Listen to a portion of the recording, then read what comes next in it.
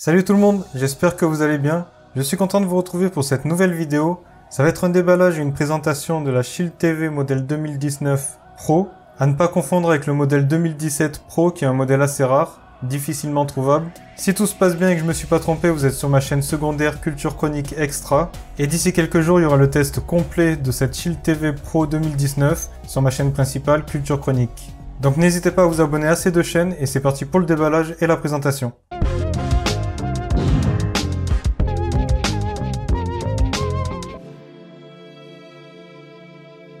La Nvidia Shield TV modèle 2019 existe en deux versions, une version normale et une version Pro.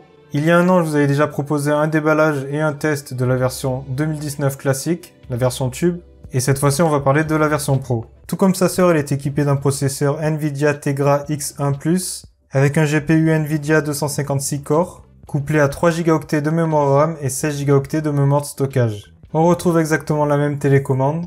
On a un système Android TV 64 bits, plus divers ports et connectiques supplémentaires par rapport au modèle tube qu'on va voir pendant le déballage. Et donc sans plus attendre, je vais déballer ça. Le modèle Pro nous offre aussi la possibilité d'avoir un serveur Plex et d'avoir accès à des jeux Android Premium.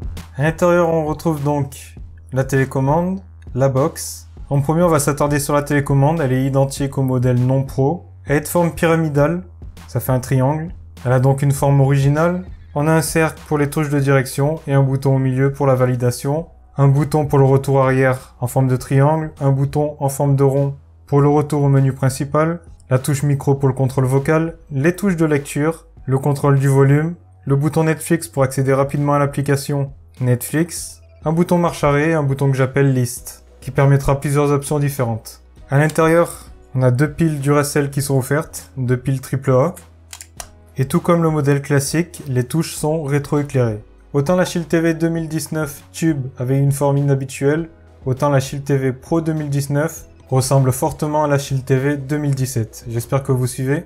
Elle a un look que je qualifierais d'un peu futuriste, on aime ou on n'aime pas. Comme je dis souvent, c'est une simple box TV, ça prend pas beaucoup de place, c'est pas forcément très voyant. Le design n'est pas le plus important.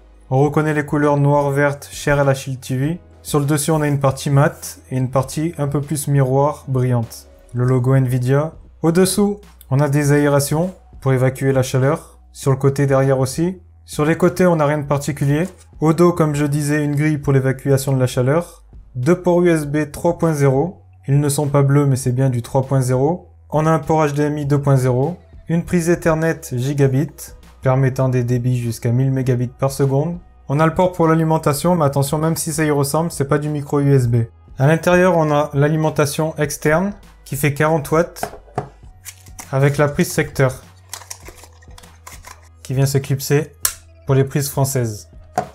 Et bien sûr, pour les autres pays, on a aussi un autre modèle. Alors cette Shield TV Pro 2019 tourne sous Android TV 9. On peut donc y installer les applications du Play Store Android TV, les applications de SVOD, Netflix, Prime Video, Disney+, etc. Les applications de lecture vidéo, lecture audio, etc. La définition maximale est en 4K HDR à 60 images par seconde. On a une fonction d'upscale, on a Dolby Atmos, Dolby Vision, enfin tout plein de choses qu'on verra plus en détail pendant le test. Si vous voulez pas rater le test, n'oubliez pas d'activer les notifications sur ma chaîne principale Culture Chronique. Si vous avez kiffé la vidéo, n'hésitez pas à mettre un gros pouce bleu. Et si vous voulez encore plus de contenu, n'hésitez pas à aller voir sur mes réseaux sociaux Facebook, Twitter et Instagram, et sur le site web culturechronique.fr. C'était Joe pour Culture Chronique, j'espère que la vidéo vous aura plu. Passez une bonne fin de journée, à bientôt, ciao ciao.